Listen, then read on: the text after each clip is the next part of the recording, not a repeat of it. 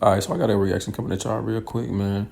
I started watching this a couple days ago, but I didn't finish it because some of the stuff she was saying I wanted to touch on. So we gonna get back into the clip, man. Let's get straight to it. Do it. So from that point on, I was going to be in total alignment with what God had for me. Listen, it's the message right here. Black boy, tell me how you really feel. Cause I just wanna build with you. Black girl, tell me how you really feel. I wanna keep it real with you. I wanna live better, eat better. I wanna love better, sleep better. Yeah, I wanna feel so aligned.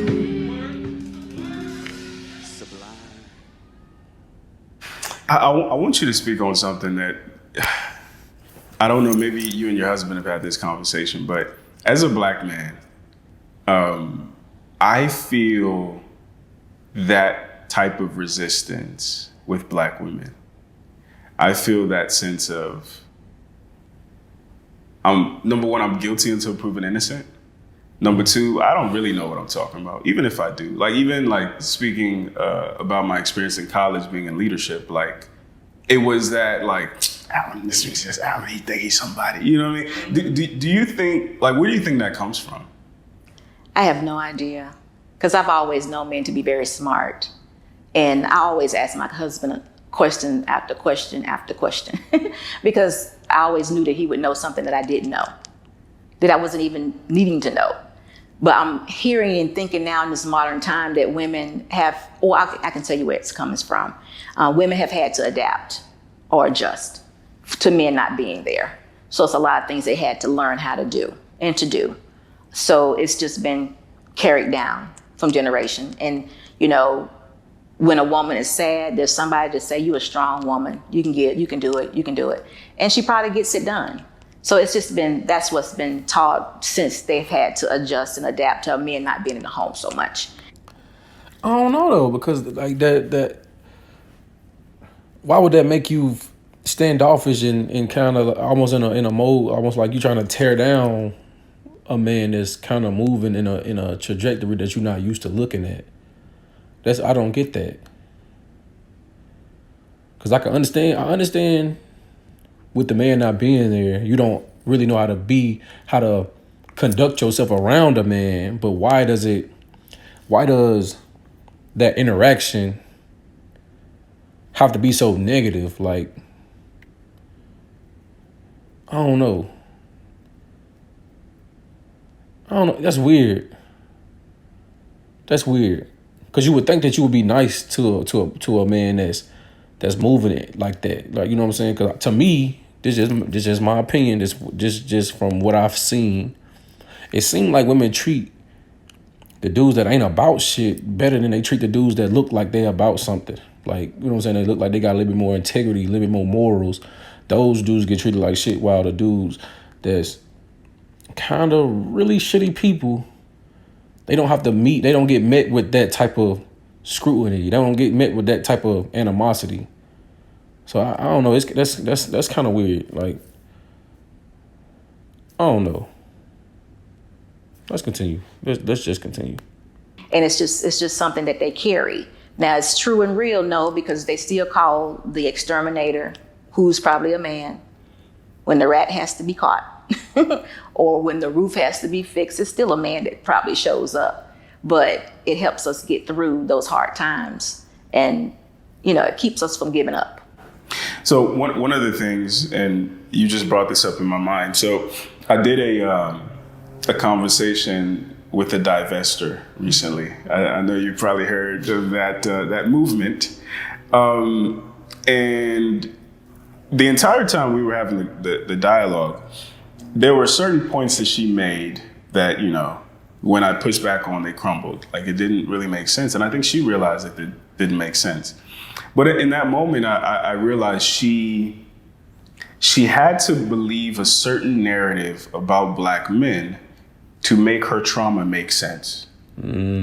So whatever happened to her, like, if black men are good, then it doesn't make sense. But if black men are evil and vile and criminal and murderers and this and that, then it all makes sense. Do you think that's part of the general trauma amongst our women right now? Like, my dad wasn't there, or he was abusive, or my uncle was abusive. So I have to think You're guilty until proven innocent. You're unintelligent until sometimes even when you prove yourself unintelligent, there's some, you might be gay. You know what I mean? There's something else.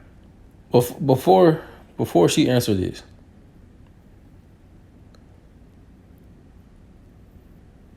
how do I want to put this? Honestly, in a situation like this, I feel like, and it's just me thinking, I think a lot of women do that so they don't have to deal with the facts of my mom picked a bad guy, I picked a bad guy, my uncle is a bad guy. So we got to say it's everybody instead of having to deal with the people that I'm closest to, the people that's attached to me, the people that I chose, the people that supposed to be raising me, the people, the stock that I come from are bad. Because let's just be honest.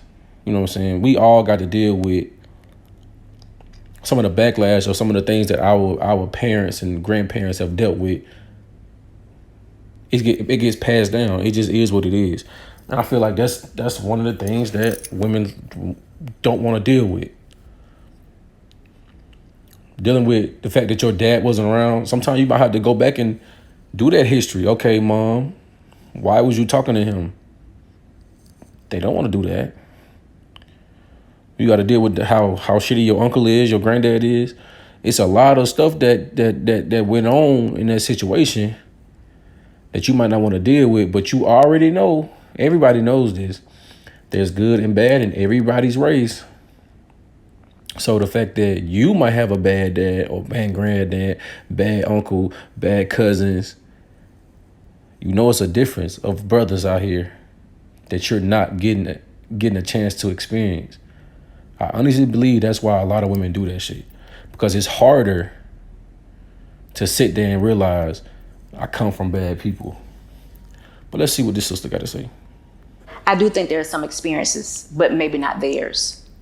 I think that's one of those things that strong woman had to do, them adapting to the man not being there or either to the abuse that they did. Now, this is a real thing. Y'all do know that in past, there has been some men that have been very violent to women. Sometimes in marriage relationships, they were not. It was in the minority. So I do think some people have seen some terrible things, and it's just been carried on. And I think if you, I gotta speak on that. And this the problem that I have, especially with black media. And I say this all the time. I tell my sister this all the time. You got to really pay attention to the stuff that they push to us on these different TV shows and movies and shit. Because anything that somebody wrote down, it's a spirit attached to that. When you watch a movie, every line is wrote out. Every action is planned, is thought out, wrote down. So you got to pay attention to the spirit behind these things that you're watching. We all know that the brothers that was being very abusive to the women back in the day, they was in the minority. Our nation would not have been able to go forward with a lot of that if that was the majority. We wouldn't have had some of the things that we had back in those in those days. There's a fact. There's no way you're gonna build a Black Wall Street and Rosewood and come up with all these other inventions and you're beating the shit out of your woman. She's not gonna support you and you're not gonna succeed. It is what it is. There was too much thriving going on back then for everybody to be getting their ass beat. It just is what it is. But this is my problem. Too often in the black community, the minority speaks for everybody. That's the problem. For there to be a negative connotation, I'm around all black men. For the small minority of brothers blows my mind, and it's able to do that because that's what everybody keep talking about. I tell my sister all the time, I'm fucking tired of seeing movies where it's a black man beating the shit out of a black woman. I'm tired of the shit. If I see one more movie with Michael Ealy playing some smooth dude that turned out to be beating the shit out of somebody, if I see Idris Elba doing something crazy to a woman again, I'm tired of it, bro. But that's a spirit. If you just keep on watching, you just keep on watching, you just keep on. Stop watching this bullshit, man. Like the color. Why do we keep on getting all these movies with our men putting hands? That's not the norm.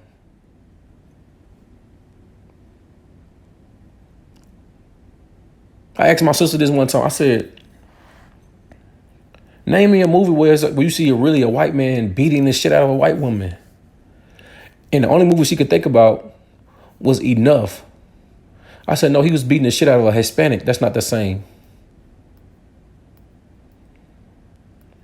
I honestly think the problem is we don't control our image. And that's what Kevin Samuels was pushing. We don't control the image. You know, that was the minority, sis. Brothers weren't out there just beating the shit out of our sisters, man. It is what it is. Give a certain amount of people a voice, it is very contagious. And I think that's what's happened. Right. I also think that sometimes these experiences are not all of theirs. You know, they're just grabbing hold of it. I didn't know people do that, but they do, just to fit in. Right. They'll get on that same, women do this more. My husband had to enlighten me about that. My story may not be bad at all. You know, I could have been just, my daddy cheated. But if that's not enough, I may hear my other girlfriend's story of her daddy cheated and did some things more. And now that has become my story. Yeah. That's shitty. That's horrible. It's like, really, when you really think about it, like how can you win like that? How can you win like that? Let me go on the Bible right quick, because this the first thing I thought about when she just said that. This is Leviticus chapter 19, verse 11. Ye shall not steal, neither deal falsely, neither lie one to another. Because if you're in a mode where you're basically adding to the story to fit in,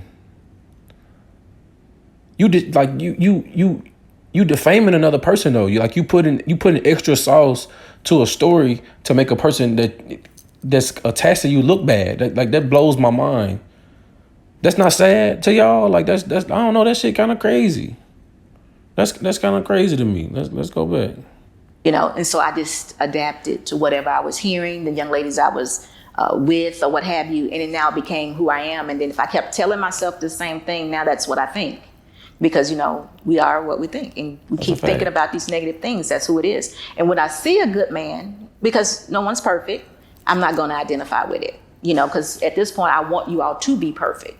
I can't identify with anything that you do wrong, because if you do wrong, it'll be like, I knew you was going to do it.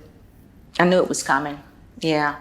And then a big one is leaving. A lot of times I hear in arguments, they walk out, not to leave, but they do leave temporarily. Even in the midst of an argument, they may walk out. And I understand that they do have to walk out sometimes just to, bring the tension down. But that is one of the major fear. It was even a major fear of mine that my husband wouldn't be in the marriage. A woman needs to have that stability and satisfaction of knowing that man's going to be there even when it's tough.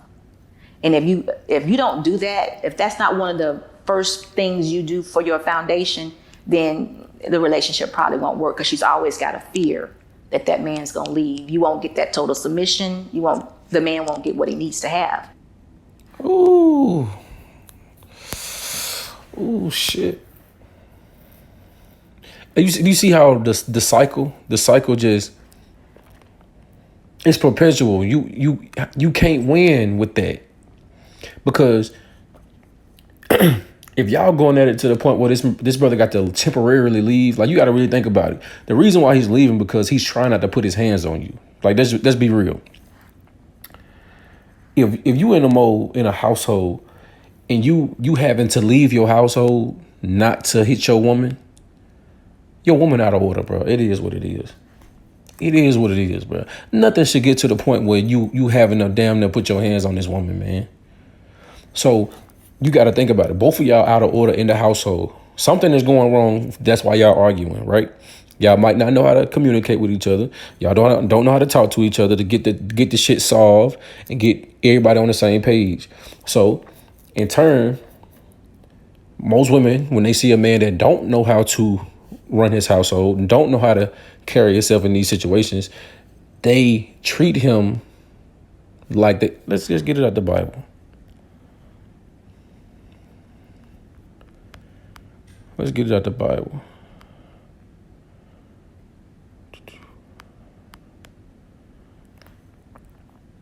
This is Ecclesiastes chapter 25, verse 22. A woman, if she maintain her husband, is full of anger, impudence, and much reproach. Because that's your job as a man, to maintain your household and maintain your wife. So if she see weakness in you, she feel like you don't know what you're doing, or you're not able to guide the house. She maintaining you, or she feel like she's having to maintain you. And that first line right, he say, is full of anger. And that's what a lot of brothers deal with in their households, because they wasn't trained to run a household. They was not trained in conflict resolution in their household. And I honestly feel like that's one of the major issues. That's why I say one of the main ingredient in a household and making sure everything run properly is patience, period, point blank. It is what it is. And I feel like I can understand that type of fear coming from the sisters, but I feel like at times it be misplaced. Where it's like, because you're scared, you act out of character. But what you're doing when you're acting out of character is actually making him want to leave. I don't know if that makes sense or not. He wasn't planning on leaving until you start doing this shit that was out of character. So your fear of him leaving is making you do things that make him actually want to leave. I don't know. Let's continue. But if he can work through that part where he can make sure that that woman understands that I'm going to be there, I'm not leaving no matter how hard we fight. I mean, not literally fight, but argue. I'm going to be there. If he can make her understand that and she's trusting in that, you can build on it. It's there. So to elaborate on that, like, what do you think, in your experience, Black men who are interested in partnering with Black women, where we haven't divested or whatever, even if we've had bad experiences, what can we do to navigate that trauma that a lot of Black women are coming with and add that sense of reassurance? Well, before you even marry this person, we need to have real hard conversations. Facts. Because things are different now. When me and my husband got married, we was just in love. We loved each other. We were doing wrong things and needed to get married. We got married within 6 months because we wouldn't go sleep together. We just wouldn't go do it. We were doing it, but we felt so convicted. So we had to learn a lot of things along the way. But now you have people like myself and others telling you that these conversations need to be had. So you need to bring out those traumas. We need to talk about those traumas. What happened to you when you were younger? Anything, how's your dad? How's your mom? How was the relationship? If you can't obviously see it, if they're not there, you want to have the conversations to find out what the relationships are like. And if it's any toxicity in it, you need to say, listen, I want to be with you, but we're going to have to divest ourselves away from that toxicity. Even if it means we got to pull back for the next 3 years and just concentrate on what me and you want or how we want our family to be, that's what we need to do. And then you can identify the traumas and y'all can work your way through it, only if she's willing. If she's not willing to have those conversations, those hard conversations, and you two willing to actually express those real vulnerable moments, I'm saying vulnerable, but you have to decide what it is because you're a man. Then if both parties are willing, then you go ahead and do it. But if not, you'll have a tough time in a marriage because it's love reveals all these things. So in time, it's going to come out if it's genuine. So that's what you have to get to. So even if it doesn't come out initially, if you have two willing participants, it will come out. And then, it may be designed to be that way because that tough stuff may need to be 3 or 4 years later, those real traumas that were not her fault, that somebody took advantage of her, not the bad relationships, but deeper things. So, I want to answer that question that he just asked. But I feel like I thought she was going to touch on it, but she didn't touch on it. And She gave a great answer, by the way. So I'm not trying to disagree with her or anything like that. I just want to throw my little 2 cents in on that. After you ask those tough questions, because let's get what she just said out the Bible. Let's get what she just said out the Bible. This is Ecclesiasticus chapter 6 and verse 7. If thou wouldest get a friend, prove him first, and be not hasty to credit him. That's why you want to go and ask those deep questions.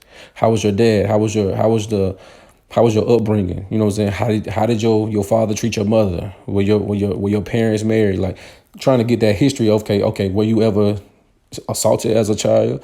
Do you have any traumas of a child, like as a child? Get into that bag. Y'all need to have those conversations. But to take it a step further, you got to have patience. That will be the quality that I would say to young men in those type of situations. You need to be having patience, and you got to be willing to instruct.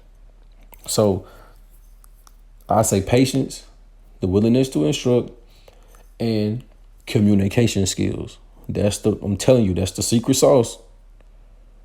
That's the secret sauce. Knowing how to say what you need to say without it coming off like an attack. Being patient, because it's gonna take some instruction to get this system on the page that you want her on.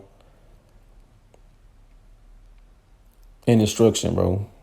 Period. You can't get into that mode of, man, I'm tired of telling her this. No, just be patient, bro. Just be patient. And it'll work out eventually.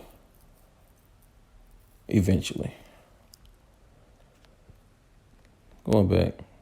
You know, a conversation that's often had in barbershops, now it's on YouTube, is this idea that women do not police other women. Women don't call other women out on their BS. A lot of times it's like, girl, I understand.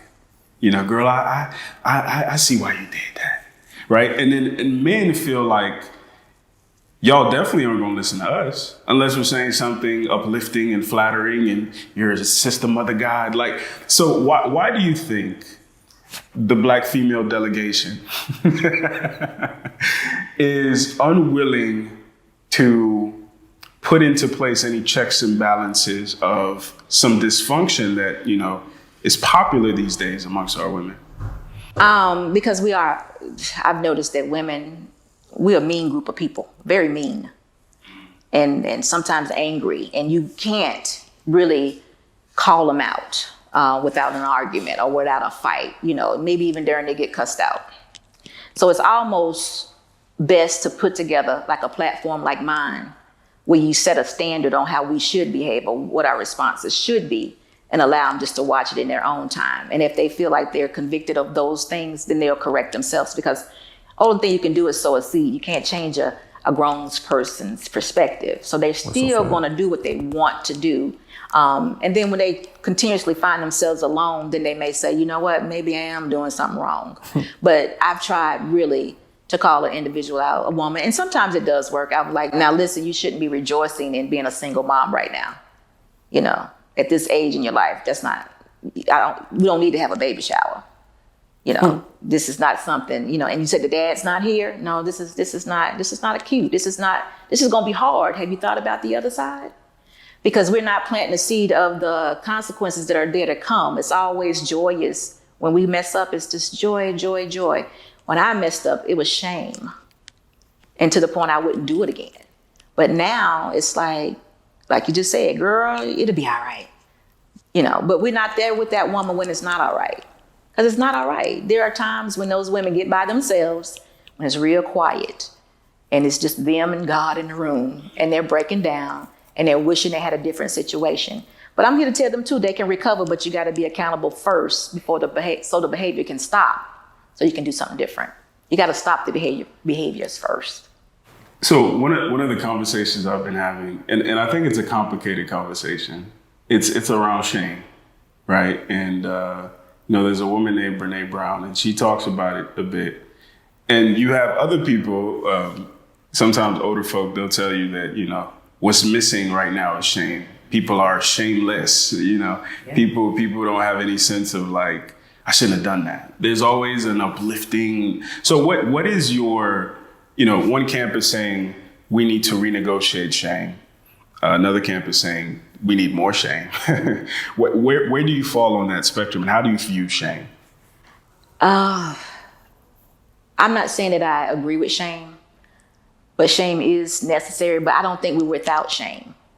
I think, like I just said, when those women or when men both are by themselves and they're having those moments when they can just think along with their thoughts, there's some form of shame. There's a buildup of a wrong decision. Or if not, you just don't have any morals. But I do think it's still there. Now, for us to call people to the front of the church like we used to when we were younger, no, it's not going to work anymore. That's just going to build up a whole lot of hate and dissension. And that's why I would have to agree and disagree with the sister. Well, I do feel like women, they get along and they feel some type of way about their situation. But this the problem. Most of the time in the black community, you don't see no change coming from that. Most of the time. And what the part that I disagree with is the fact that, like she said, that's not going to work, standing people up in front of the congregation. No, you want to know why that works? Because it shows the other women, it shows the other young men not to do what just happened. And that's why God set it up that way.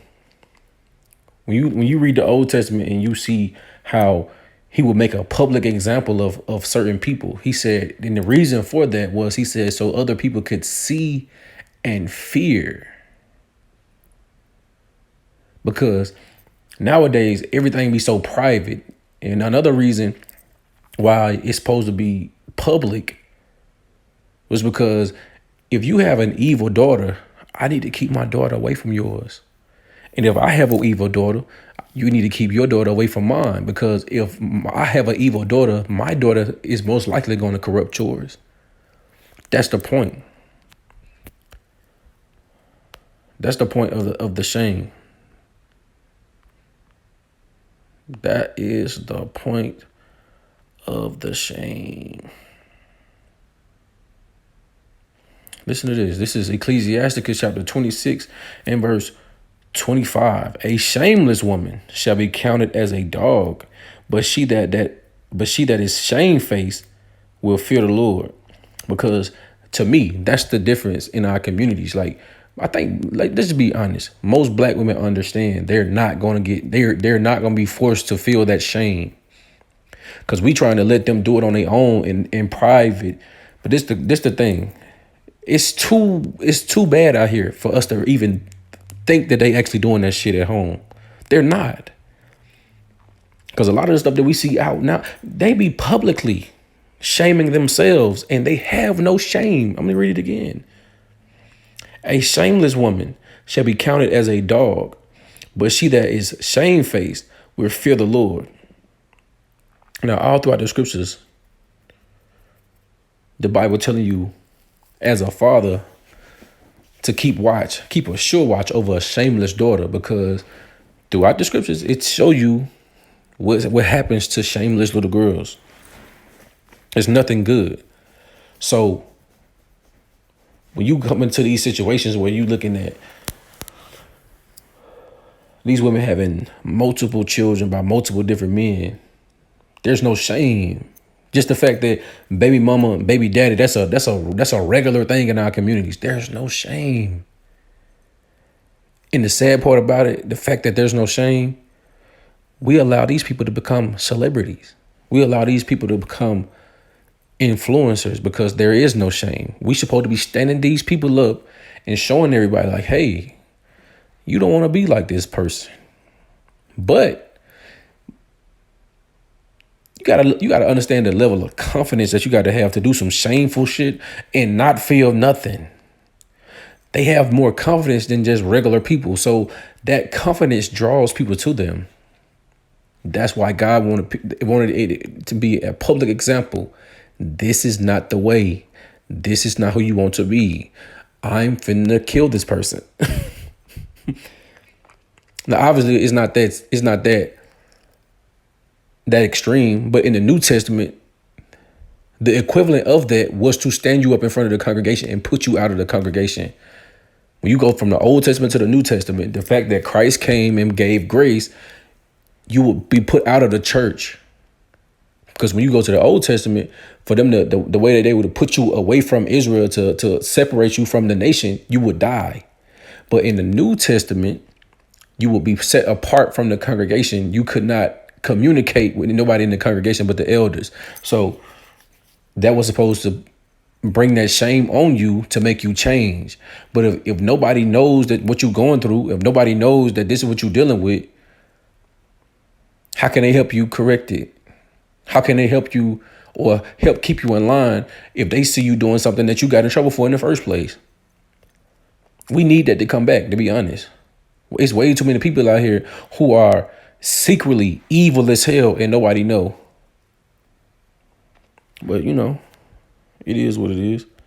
But the scriptures say a shameless woman shall be counted as a dog. And we don't shame these sisters enough. They have no shame at all. They're not shamefaced at all. But hey, it is what it is, man. I feel like I've been talking for too long on this clip, man. You know, so I'm gonna go ahead and let y'all watch the rest of the clip, man. I'm gonna drop the link to the full clip, man. But this was a good conversation, though. This was a good conversation.